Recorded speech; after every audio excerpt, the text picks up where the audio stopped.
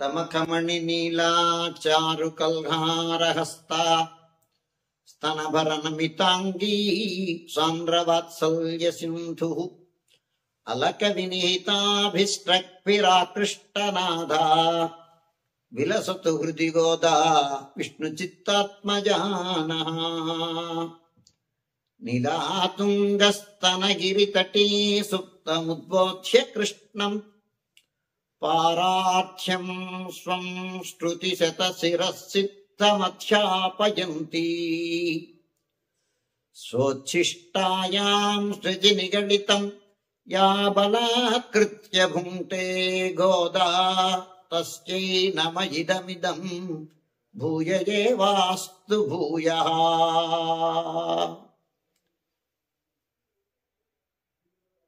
ప్రియ భగవద్బంధువులారా, మన ధనుర్మాస శ్రీవ్రతంలో 10 రోజుల వ్రతాన్ని పూర్తి చేసుకొని 11వ రోజు వ్రతంలోకి మనం అడుగిడబోతున్నాం.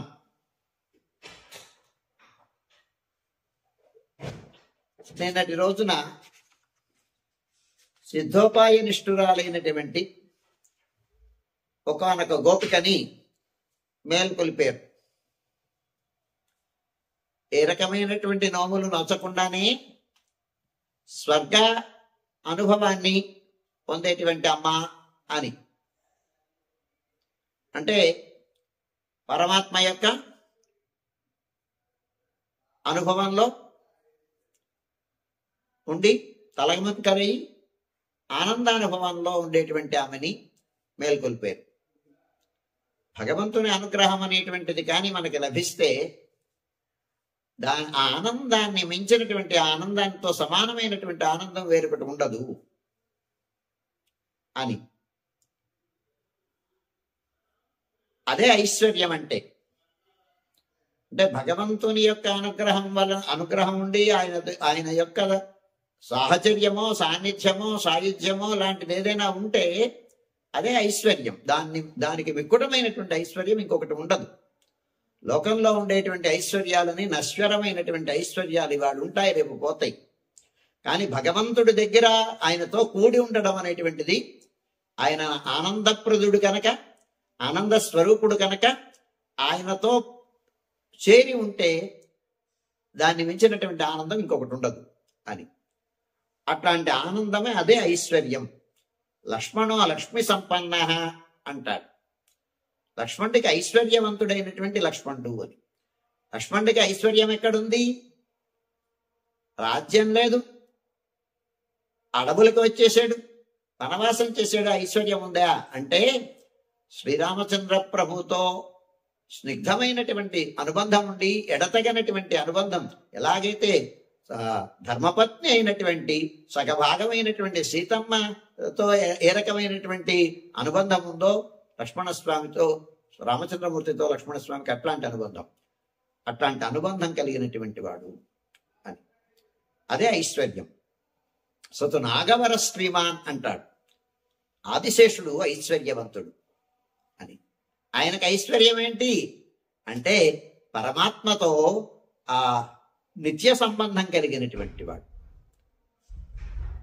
గరుత్మంతుడు, ఆదిశేషుడు. అందువలన పరమాత్మతో కూడి ఉండడమే ఐశ్వర్యం. అట్లాంటి ఐశ్వర్యం కలిగినటువంటి, ఐశ్వర్యంలోనూ అభిజాత్యంలోనూ అన్ని విషయాలలోనూ గొప్పదైనటువంటి ఒక ఆమెని ఇవాళ మేల్కొల్పుతున్నారు. అభిజాత్యంలో కృష్ణయ్యతో సమానమైనటువంటి ఆభిజాత్యం కలిగినటువంటిది ఈమె అని. కత్తు కరవై కనంగల్ పల్కరందు శతార్తిరలడియ சென்று செருச்செய்யும் உத்தமம் வில்லாத கோவலரதம் பொற்பொடியே புத்தரவல்குள் புனமையிலே போதராய் சுத்தத்து தொழிமாரெல்லாரும் வந்து நின் முத்தம் புகுந்து முகில் வண்ணன் பேர் பாடா சித்தாதே பேசாதே செல்வப் பெண்டாட்டினி எத்துக்குறங்கும் பொருள் ఎలోరింపావాయ్. కత్తు కరవై. అప్పుడే ఈనినటువంటి దూడలు కలిగినటువంటి ఆవులు. అవి కూడా పశువులన్నీ దూడల తల్లులు. ఈనినటువంటి పావులు అంటే క్షీర సమృద్ధి కలిగినటువంటి ఆ ఆవులు. అట్లాంటి ఆవులు, దూడలతో కూడినటువంటి ఆవులు. అలాగే ఒకటా రెండా, ఒకటి రెండు కాదు, పల్కరందు దూడల సమూహం కలిగినటువంటి ఆవులు అని. అంటే ఈ పశువులు కత్తు కరవై కనంకల్ పల్కరందు సంవత్సతో కూడినటువంటి గోవులు, లేత దూడలతో కలిగినటువంటి గోవులు పల్కరందు చాలా సమూహం కలిగినటువంటి లేత దూడలు. ఎప్పుడూ ఈనినటువంటి దూడలు ఈనినటువంటి పశువులే ఉంటాయి. దూడలతో కూడినటువంటి పశువులే. తెరపి లేకుండా, ఎడబాటు లేకుండా, దూడలు లేకుండా వట్టిపోయినటువంటి ఆవులు ఆ గొల్లపల్లెలో ఉండవట అసలు. అవి కూడా చాలా బలిష్టమైనటువంటి ఔదార్యం కలిగినటువంటి ఆ పశువులు అని వెనక చెప్పుకున్నాం మనం. ఇలాంటి పశువులు పల్కరందు చాలా కలిగిన ఈ పశువులు ఎందువలన వీటికి ఎప్పుడు దూడలతో అంటే లేత వయస్సు కలిగినటువంటి ముసలైపోయినటువంటి పశువులు కాదు, లేప్రాయంలో ఉండేటువంటి పశువులు. ఎందువలన వీటికి లేప్రాయం వచ్చింది అంటే ఈ చిన్న వయస్సు కలివిగా ఎప్పుడు ఉంటాయిట. భవామి దృష్ట్రాచ పునర్యువేవా అంటాడు వాల్మీకి భగవానుడు. ఆయన చూసేసరికి, స్వామిని చూసేసరికి నవ యౌవనం కలిగినటువంటి వాళ్ళ యౌవనం వస్తుందిట. అలాగే ఆ పరమపదంలో ఉండేటువంటి భగవత్ సంబంధం చేత వయస్సులో ఉంటారు.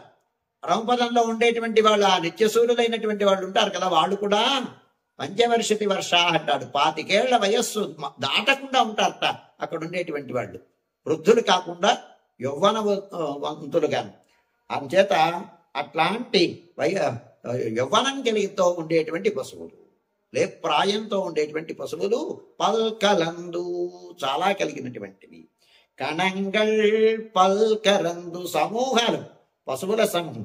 పశువుల్లో సమూహం అనగానే ఒకదానిని లెక్క పెట్టడానికి అవకాశం లేకుండా సమూహంగా ఉండేటువంటి, విడివిడిగా లెక్క పెట్టడానికి అవకాశం లేకుండా సమూహంగా ఉండేటువంటి పశువులు అని.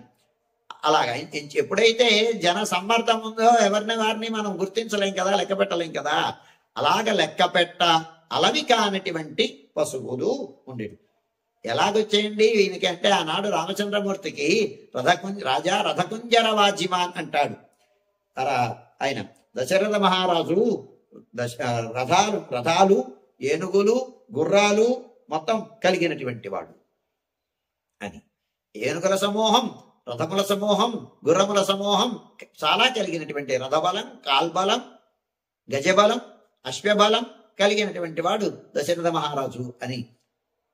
అలాగా ఇక్కడ కూడా ఈ గోసమూహాలు అనేకములైనటువంటివి ఉన్నటువంటివి అని. ఆత్మలకు ఇన్ని అనేటువంటి నియతి ఉండదు. ఆత్మ అన్నీ ఉంటాయి కదా, లోకంలో ఉండేటువంటి ఆత్మలకి అసంఖ్యాకములైనటువంటి ఆత్మలివి. అంచేత ఒక పరిమితి అంటూ ఉండదు. అలాగా ఆత్మలకి ఎలాగైతే పరిమితి ఉండదో అలాగా ఈ పశువుల సమూహానికి కూడా, పశువుల గణానికి కూడా పరిమితి లేనటువంటి. అయితే ఎన్ని సమూహాలున్నా కత్తు కరవై కనంగల్ పలకరందు శత్తాతిరలడియ శండు చెరుచెయ్యం. ఆత్మలకి, సమస్త వస్తువులకు ఆత్మలకు యమనియమనాల్ని చేసేటువంటి పరమాత్మ ఎవరు? ఒక్కడే ఉంటాడు. ఇన్ని ఆత్మలున్నా ఆత్మలకి అంతటికి అంతర్యామిగా ఒక్కడే పరమాత్మ ఉంటాడు, సర్వాంతర్యామిగా. చేత అలాగా సంపూర్తిగా పాలు పితకడానికి ఈ సమూహాలకి, పశువుల సమూహానికి పాలు పితకడానికి సామర్థ్యం కలిగినటువంటి, స్వభావ సిద్ధంగా గొలజాతి అయినటువంటి వారికి పాలు పితకడం అనాయాసంగా చేస్తారు వాళ్ళు. అలాంటి పాలు, నెయ్యి, పాలు పితికేటువంటి సామర్థ్యం కలిగినటువంటి వారు. అలాగే పాలు, నెయ్యిని ఖర్చు కానంత సమృద్ధమైనటువంటిది అవడం వలన ఆ పశువులు కూడా వాటి ఆ పొదుగు యొక్క తీపి చేత స్రవిస్తూ ఉండేటువంటి ఆ ఊరికే ఆ లేకుండా పాలుని స్రవించకుండా ఉండలేక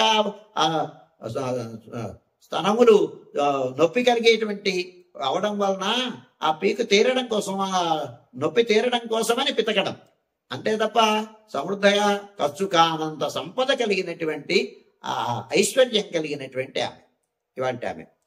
అంతేకాకుండా శత్తార్తిరలడియ శంభు శరుచెయ్యం శత్రువుల్ని ఎదిరించేటువంటి బలం కలిగినటువంటి వాళ్ళు అని. వీళ్ళకి శత్రువులు ఎవరుంటారండి?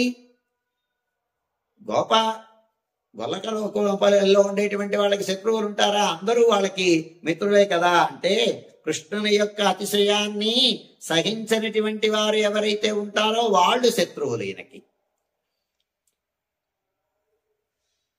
వారే శత్రువులు. భగవంతుని యొక్క గొప్పతనాన్ని సహించలేనటువంటి వారు ఎవరైతే ఉంటారో వాళ్ళు శత్రువులు. అదే కదా చెప్పాడు. మరి పాండవులు కౌరవులకి వారికి ఉండేటువంటి ఆ శత్రుత్వం వైరం ఉంటే కృష్ణుడికి శత్రువులు ఎవరండి?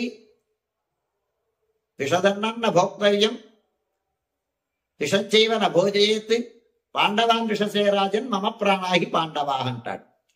పాండవులకి వారు శత్రువులు కనుక ఈయన కూడా ఆయన ఇంట్లో భోజనం చేయనన్నాడు ఈయన. అందుచేత భగవంతునికి విరోధులు ఎవరైతే ఉంటారో వారు ఆయన యొక్క ఔన్నత్యాన్ని సహించనటువంటి వారు వీరికి శత్రువులు. శత్తార్తిరలడిగా అట్లాంటి శత్రువుల యొక్క బలము నశించేటట్టుగా దేవతలు సైతం కూడా నాకు చాలరు అని తలచేటువంటి కంసాదులకి వాళ్ళు ఈయన దగ్గరికి సమీపించడానికి సామర్థ్యం చొరవ చూపనటువంటి అంత బలం కలిగినటువంటి వారు. శంభు శరుచెయ్యం ఎలాంటి బలం అంటే వారు వచ్చి వీళ్ళ దగ్గర యుద్ధం చేయడం కాదు, ఆ శత్రు యూధంలోకి వీరే వెళ్ళి యుద్ధం చేసేటువంటి వారు. శత్రువులు వస్తే యుద్ధం చేయడం కాకుండా తామే వెళ్ళి యుద్ధం చేసేటువంటి వాడు. వాళ్ళు ఉన్న దగ్గరికి వెళ్ళి యుద్ధం చేసేటువంటి వాడు. అభియాత ప్రహర్తాచ అంటాడు వాల్మీకి భగవానుడు. అంటే ఆయన రావణుడు ఈయన దగ్గరికి రావడం కాదు, ఈయన సేతువుని నిర్మించి లంకకి వెళ్ళి రావణుని యొక్క స్థలానికి వెళ్ళి ఆయనకి స్థానబలం ఉంది, అట్లాంటి స్థానబలం దగ్గరికి వెళ్ళి ఈయన యుద్ధం చేశాడు. అభియాత ప్రహర్తాచ అని అక్కడికి వెళ్ళేటువంటి వాడు, వెళ్ళి సంహరించినటువంటి వాడు. అట్లాంటి శ్రీరామచంద్రమూర్తి లాంటి సామర్థ్యం వీళ్ళ యొక్క సామర్థ్యం. కొత్త వండ్రిల్లాదా దోషం ఇసుమంత లేనటువంటి, అంటే దండెత్తి పైకి వచ్చినప్పుడు ఆ శత్రువులు వస్తే చూసి ఊరుకోకుండా వాళ్ళని ఎదిరింపగలిగినటువంటి, అంటే ఇది కూడా ధర్మం అన్నమాట. ఇప్పుడు మన మీదకి వస్తే మనం ఎదుర్కోవాల్సినటువంటి ధర్మం మనది. అంచేత అట్లాంటి స్వభావం, దోషము ఒకంత లేనటువంటి వారు. వాడు బాధిస్తున్నారని కృష్ణుడి దగ్గరికి వచ్చి మొరపెట్టుకుంటూ ఉంటే సైదారి నందు సైదార్ అంటాడు. మంచి భక్తులు అయినటువంటి వాళ్ళు ఏ పని చేసినా ఆ పనిని గొప్పదే, మంచి పని చేశారు అనేటువంటి వాడు పరమాత్మ. అంచేత సాధురేవ సమంతవ్య అని అతడు సాధువు అయినటువంటి వాడే వీడు అని తలపదగినటువంటి వాడు అన్నమాట. అలా ఉండగలిగినటువంటి వాడు కదా పరమాత్మ. కొత్తమండ్రిల్లాద కోబలరతం పొక్కుడియే, అలాంటి ఏ రకమైన దోషము లేనటువంటి, ఐశ్వర్యం కలిగినటువంటి, పరాక్రమం కలిగినటువంటి ఆ గోపకులంలో అంతటికి బంగారు తీగ కులాన్ని అంతటినీ ప్రకాశింపచేసేటువంటి అభిజాత్యం కలిగినటువంటి ఆమె. జనకానాం కులే కీర్తి మహర్ష్యతి మే సుత అంటాడు. ఆ జనకుని కుమార్తె జానకి ఆ జనక కుల వంశానికి మంచి పేరు తేగలిగినటువంటిది అన్నట్టుగా ఊరికంతటికి ఈమె ఒక పిల్ల. ఈ పిల్ల పొర్కొడి, అందరికీ దర్శనీయమైనటువంటి అందమైనటువంటి ఆమె కన్య. పతి సంయోగ సులభం వయ అన్నట్టుగా భర్తతో చేరదాగడానికి తగినటువంటి యౌవనవతి అయినటువంటి ఆమె ఈమె. అట్లాగా ఉండేటువంటి ఆమె ఎప్పుడైతే యౌవనం వచ్చిందో యౌవనవతి అయినటువంటి ఆమె ఉపగ్రహం లేకుండా జీవించలేదు కదా. ఇప్పుడు కిందని ఒక వల్లి అంటే తీగ పాకుతూ ఉంటుంది. తీగకి ఉపగ్రహం లేకపోతే అంటే పట్టుకొయ్య లేకపోతే ఆ తీగ ఏమవుతుంది, క్రింద ఎలాగ పడితే అలాగ పాకుతుంది. అదే దానికి ఒక కొయ్యని పాతి దానికి ఆలంబన ఇష్టి అంటాం. ఆ ఇష్టిని పాతేమనుకోండి దానికి చుట్టుకొని అది మీద వరకు ఎగబాకి అది వెళుతూ ఉంటుంది. అట్లాగా ఆ భర్త అనేటువంటి ఆధారం లేకుండా, ఆధారం ఉంటే కాని జీవించలేనటువంటిది. ఆవికోర్పత్తు కొంబు నిన్నలా అరిగిందిలేన్నాన్ అంటారు ఆళ్వార్. ఆత్మకి ఒక ఆలంబన వృక్షంగా నిన్ను తప్ప నేను ఇంకొకరిని ఎరగను అన్నారు ఆళ్వార్. అంచేత ఈ ఆత్మకి ఆలంబన ఇస్తే ఏది, పరమాత్మ. ఆయనని ఆశ్రయిస్తేనే ఈ ఆత్మకి ఉజ్జీవనం ఉంటుంది అని. అట్లాంటి కుత్తమండిల్లాద కోవలరతం పొర్కొడియే, ఈ గోపకులానికి అంతటికీ ప్రకాశమైనటువంటి ప్రకాశింపచేసేటువంటి అమ్మ, అభిజాత్యం కలిగినటువంటి ఆమె. పుత్తరవల్గుళ్ పునమయిలే పోదరాయ్. ఎంత ఆ దర్శనీయమైనటువంటి సౌందర్యవతి అంటే పుట్టలో నుండేటువంటి సర్పం లాంటి నితంబం కలిగినటువంటి ఆమె. సర్పము ఎక్కడుంటుందండి? పుట్టలో ఉంటుంది. పుట్టలో ఉండేటువంటి సర్పాన్ని ఎవరైనా స్పృశిస్తారా? ఎవరి దగ్గరకి చేరలేనటువంటిది. అంతేనా? సర్పం ఎలా ఉంటుంది? మృదువుగా ఉంటుంది, మెత్తగా ఉంటుంది, చూడడానికి చాలా మృదువుగా ఉంటుంది, సౌగంధ్యం కలిగి ఉంటుంది సర్పం. అంతేకాకుండా సర్పము ఆ పుట్టలో ఉన్నప్పుడు మణిక పెట్టుగా ఉంటుంది, ఆ పుట్టలోంచి పైకి తలపెట్టినప్పుడు ఇది విశాలంగా ఉంటుంది. అంటే ఈమె యొక్క దేహ సౌందర్యం, శరీర సౌందర్యాన్ని ఒక్కసారి ఊహిస్తున్నారన్నమాట ఆ ఆండాళ్ళు. ఊహించి మనకి తెలియచేస్తున్నారు. పుట్టలో ఉండేటువంటి పాము ఎలాగైతే మణిక పెట్టుకొని ఆ తలకాని పైకెత్తితే పుట్టకి ఉండేటువంటి రంధ్రం ఎలా ఉంటుంది, సన్నగా ఉంటుంది. ఆ పైన పడగా విప్పారి ఉంటుంది. అలా విప్పారి ఉన్నప్పుడు ఆ పై భాగం అంతా విశాలంగాను, క్రింది భాగం అంతా విశాలంగాను, ఆ జగన నడుము ఆ మధ్య భాగం సన్నగాను ఉండేటువంటి ఇది అందానికి ఒక లక్షణం అన్నమాట. అట్లాగా అందం కలిగినటువంటి ఆత్మకి ఆలంబనంగా ఉండేటువంటి ఆమె ఎలాగైతే ఒక వల్లి ఎలాగైతే ఆలంబన ఇష్టితో ఉపగ్రహంతో ఉంటుందో అలాగా ఉండేటువంటి ఆమె. వైశాల్యం కలిగిన నితంబం కలిగినటువంటి వాణ అంటున్నారు. యాస్త్రియో దృష్టవత్యస్తాహ పుంభావం మనసాయయు అంటాడు వ్యాస భగవానుడు భారతంలో. ద్రౌపది స్నానం చేస్తుంది. ఆ స్నానం చేస్తున్నప్పుడు ఆమె స్నానం చేయడానికి చేస్తున్నప్పుడు ఆమెను దర్శించినటువంటి స్త్రీలు కూడా పురుషభావాన్ని పొందారట. అంత అందమైనటువంటిది అని అలాగే చెప్పినట్టుగా స్త్రీలకు కూడా పురుషభావాన్ని చేసేటువంటి సౌందర్యం కలిగినటువంటిది. వీరందరూ లేపుతున్నటువంటి వాళ్ళందరూ ఎవరు? స్త్రీలు. వీళ్ళని కూడా, వీళ్ళ మనస్సును కూడా చెలింప చేసేటువంటి సౌందర్యం కలిగినటువంటిది ఈమె. పుంసాం దుష్ట చిత్తాపహారిణం అని రామచంద్రమూర్తి పురుషుల యొక్క దృష్టిని కూడా ఎలాగైతే ఆకర్షించేటువంటి వాడో అలాగా స్త్రీల దృష్టిని కూడా ఆకర్షించేటువంటి ఆ సౌందర్యం కలిగినటువంటిది ఈమె. పునమయిల్ పుత్తరవల్గుళ్ పునమయిలే పోదరాయ్. పునమయిల్ అడవి నెమలి.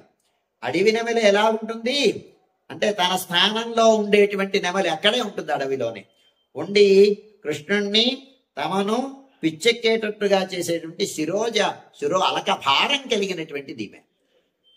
అడవి నెమలి పెద్ద తోకుండి విశాలమైనటువంటి పింఛం ఉంటుంది. అలాగా ఆ నెమలితో పోలిక చెప్తూ ఆ నెమలి తోక లాంటి అలక భారం అంటే శిరోజములు కలిగినటువంటి అమ్మ అని. పొర్కొడియే బంగారు తీగ లాంటిదానా, పుత్తర వల్గొల్ పునమయిలే పోదరాయి లేచిరామ్మ. బంగారపు తీగ లాంటి అనడం చేత సముదాయ శోభ తెలుపబడుతోంది. ఏం ఆ పుత్తర వల్గొల్ పునమయిలే అన్నందువలన శరీర సౌందర్యం చెప్పబడుతోంది. అవయవ సౌందర్యము, సముదాయ సౌందర్యం, ఇవి రెండు. శోభయం దండకారణ్యం అని దండకారణ్యాన్ని ఎలాగైతే రామచంద్రమూర్తి యొక్క సౌందర్యం శోభింపచేసిందో అలాగా ఈ మొత్తం ఈ గోకులం యొక్క సౌందర్యం అంతటిని ఈమె వలన అదంతా శోభించింది అని. అలాగ మేము నిన్ను ముందు పెట్టుకొని ఈ ఈ సౌందర్యాన్ని, ఈ శోభని మేము పొందేటట్టుగా లేచిరామ్మా అంటే, నేను బయలుదేరడకు అందరూ వచ్చారా, నేను లేచి రావడానికి ఇంతవరకు లేపాను. తెల్లారింది, ఏ పక్షులు కూచేయి, ఎనుములు పెడుతున్నాయి, ఏవేవో అన్ని చెప్పి తెల్లారిందన్నారు. ఇవాళ తెల్లవారిందని సూచనలు, ప్రభాత సూచకాలు ఏమి చెప్పటం లేదు, చెప్పకుండా లేచి రమ్మంటున్నారు. ఈమె యొక్క సౌందర్యాన్ని, ఈమె యొక్క వైలక్షణ్యాన్ని, ఈమె యొక్క అభిజాత్యాన్ని చెప్తూనే ఆమెను రమ్మన్నారు. సుత్తం సుత్తత్తు వచ్చారమ్మా, సుత్తత్తు తోషిమారెల్లారు వందు, చుట్ట బంధువులు సఖులు అందరూ వచ్చారు అని. బంధువులైనటువంటి వారు, సఖులు అనేటువంటి వాళ్ళు, ఈ ఊళ్ళో ఉండేటువంటి వాళ్ళు అందరికీ చుట్టాలు, అందరికీ సఖులు. అందుచేత బంధుత్వం లేనిది ఎవరితోటి? చూడండి గ్రామణికమైనటువంటి జీవనం ఎలాగుంటుందో.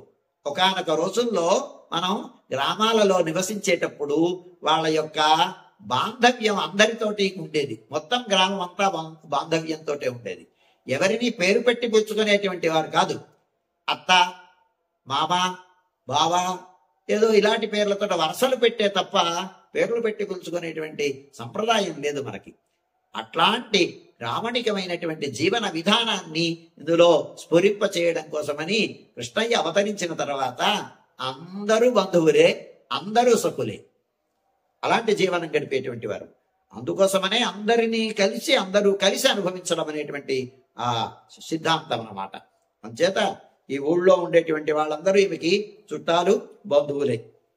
నేను మొత్తం పుగొందు నీ వాకిటికి వచ్చి, ఎలాగుందాలి, నీ వాకిటికి వచ్చి పడిగాపులు కడుతూ అక్కడొచ్చి నిలబడదా. ఉత్తరం తీరమాసాధ్య అని ఆనాడు ఆ విభీషణుల వారు సముద్రం యొక్క ఉత్తర తీరానికి వచ్చి రామచంద్రమూర్తిని సేవిస్తూ అలాగుండిపోయారో అలాగా మాకు కూడా ప్రాప్యమైనటువంటి నీ వాకిట, నువ్వే కాదు నీ వాకిలి కూడా మాకు ప్రాప్యం, ఇక్కడ కూర్చుంటే చాలు మా జన్మ తరించిపోతుంది అన్నట్టుగా మేము వచ్చాం అని. వీళ్ళకి ప్రాప్యం అవ్వడం ఏంటి అంటే, మొత్తం పుగుందు మురువల్ సేదు నిన్రీర్ అంటారు ఆళ్వారు. వాకిటికి వచ్చి ప్రవేశించి చిరు దరహాసం చేస్తూ ఉన్నారు అని. అలాగే ముత్తూడు పుగుందు నిన్ముఖం కాటి అంటుంది ఆడ్డాడు నాచ్యార్ తిరుమడిలో. మేము ఏకాంతంగా ప్రవేశించేటువంటి వాకిటికి మధ్యలో నిల్చొని నీ యొక్క ముఖాన్ని మాకు చూపించాలి. నువ్వు వాకిటికి తలుపు తీసుకొని వస్తే మేము ఇక్కడ వాకిటిలో నిలబడితే నీకు ఈ మధ్యలో నీ ముఖ దర్శనం మాకు కావాలి అని ప్రార్థిస్తుంది. అలాగా శేషి అయినటువంటి వాడికి ప్రాప్యమైనటువంటి వాకిలి ఎవది?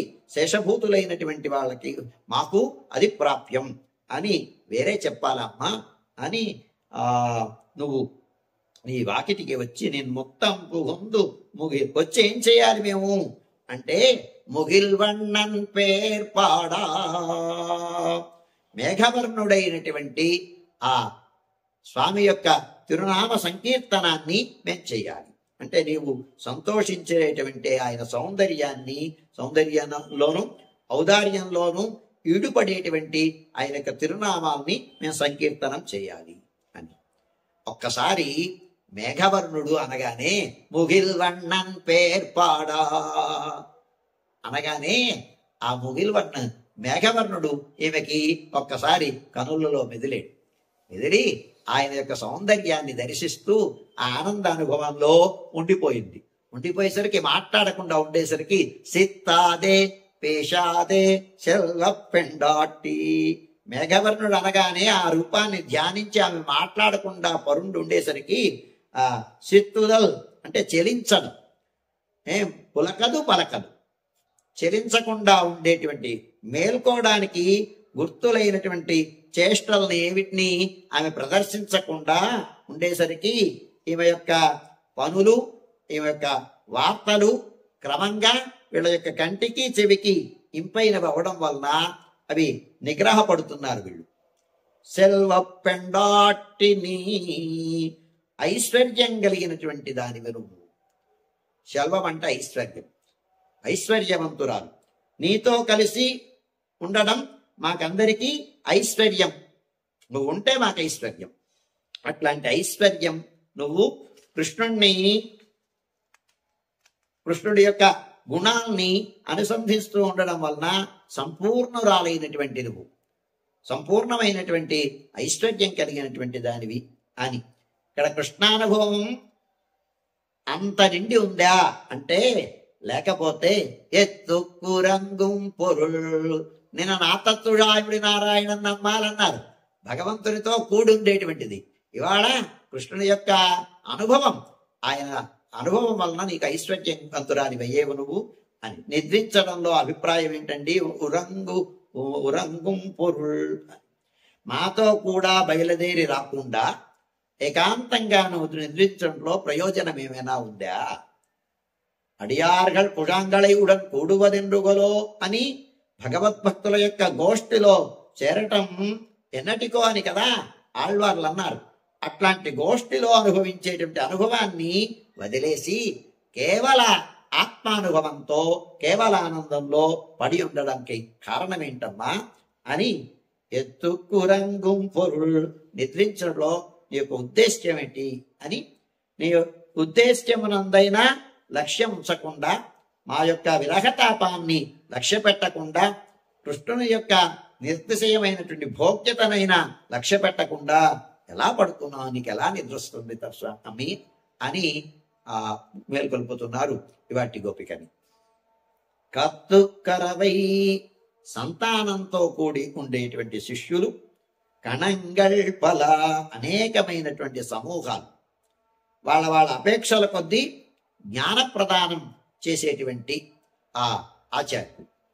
శతార్తిరలయా ఇతరమైనటువంటి ఉపాయము ఉపేయముల యందు ఆసక్తి కలిగినటువంటి వాళ్ళ యొక్క స్వప్రయోజనమునందు ఆసక్తి నశించేటట్లుగా సెండ్రు సెరు చెయ్యు తాము విజయయాత్ర చేసి వాళ్లతో కూడా ఉండి కుత్త ఒండ్రిల్లాదా వెనకటి పాపాలు ఏమీ లేనటువంటి కోవల రథం శ్రీమన్నారాయణే భగవంతుడే ఉపాయము ఉపేయము, ఆయనే సాధనము ఆయనే ఫలము అనేటువంటి అధ్యవసాయం కలిగినటువంటి వాళ్ళకి పొర్కొడియే విశదమైనటువంటి జ్ఞానం కలిగినటువంటిది అని.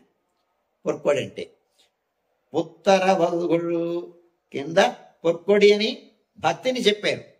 అల్గుళ్ళని స్వవిషయమందు పొంది ఉండేటువంటి పరమభక్తిని చెప్తున్నారు. ఇక్కడ పరభక్తి పరమభక్తి, భక్తి పరమభక్తి రెండిటిని స్థానాన్ని చెప్పి పునమయిలే ముంగురులు అని స్వాపదేశంలో వ్యామోహాన్ని చెప్పడం చేత పరమభక్తి కలిగినటువంటి ఆమె ఈమె.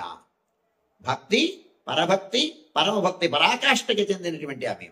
పోధరాయ్ నువ్వు బయలుదేరి రావాలి. చిత్తాదే పేషాదే సర్వ పెండాటి భగవద్గుణానుభవాన్ని ఒక రాశిగా చేసుకొని భుజించేటువంటి సంపద కలిగినటువంటి నిరుపాధిక పారతంత్యం కలిగినటువంటి దానా నీ ఉరంగు పొరులు ఎత్తుకు. ఇక చేతనులైనటువంటి సంసారులుగా చేయటానికి ఏమే ప్రయోజనమా చెప్పు అంటున్నారు. కత్తు కరవై కనంగళ్ పలకరందు శతార్తిరలழிய சென்று செருச்செய்யும் புத்தமுன்றில்லாదా అనడం చేత కులానికి తగినటువంటి ధర్మాన్ని సాధన బుద్ధి లేకుండా కైంకర్య బుద్ధితో అనుష్ఠిస్తే దోషము లేదని ఈ పాసురంలో మనకి ఆళ్వార్లు ఆండాళ్ళు చెప్తున్నారు. కుల విహితమైనటువంటి ధర్మాన్ని, ఎవరికి విహితమైనటువంటి ధర్మాన్ని ఆశిస్తే దానిని పాటిస్తే ఏ రకమైన దోషం ఉండదు. ఇది మనకి పురాణాలు చెప్పే ధర్మవ్యాధుడు మొదలైనటువంటి వాళ్ళు వాళ్ళ యొక్క వృత్తి ఏదైనా చేసినా, ఆయన ఏం చేసినా ధర్మాన్ని చెప్పేటువంటి వాడు, చేత దోషం లేదని మనకి వృత్తాంతం మనకి పురాణాలలో చెప్తుంది. అంచేత కులవృత్తి అయినటువంటి ధర్మాన్ని సాధన బుద్ధి లేకుండా కైంకర్య బుద్ధితో చేస్తే దానివలన దోషం ఏర్పడదు. అట్లాంటి దోషము లేనటువంటి దానా అని ఇవాళ గోపికని, ఉపేయ నిష్ఠురాలైనటువంటి గోపికని ఇవాళ రోజున మేల్కొల్పుతున్నారు ఆండాళ్. కత్తు కరవై కనంగళ్ పల్కరందు செத்தார்த்திரளழிய சென்று செருச்செய்யும் உத்தமொன்றில்லாத கோவலரதம் பொற்கொடியே உத்தரவல்குள் புனமையிலே போதராய் சுத்தத்து தொழிவாரெல்லாரும் வந்து நின்முத்தம் புகுந்து முகில் வண்ணன் பேர்பாட சித்தாதே பேசாதே செல்வப் பெண்டாட்டினி எத்துக்குரங்கும் பொருள் எலோரெம்பாவாய். कर्कटे पूर्वफल्गुण्यां तुलसीकाननोद्भवां पाण्ड्ये विश्वम्भरां गोदां वन्दे श्रीरङ्गनायकीं नीलातुङ्गस्तनगिरितटी सुप्तमुद्बोध्य कृष्णं पारार्ध्यं स्वं श्रुतिशतशिरःसिद्धमध्यापयन्ति स्वच्छिष्टायां त्वजि निगडितं या बलात्कृत्य भुङ्क्ते गोदा तस्यै नम इदमिदं भूय एवास्तु भूयः. स्वस्ति प्रजाभ्यः परिपालयन्तां न्यायेन मार्गेण महीं महीषाः.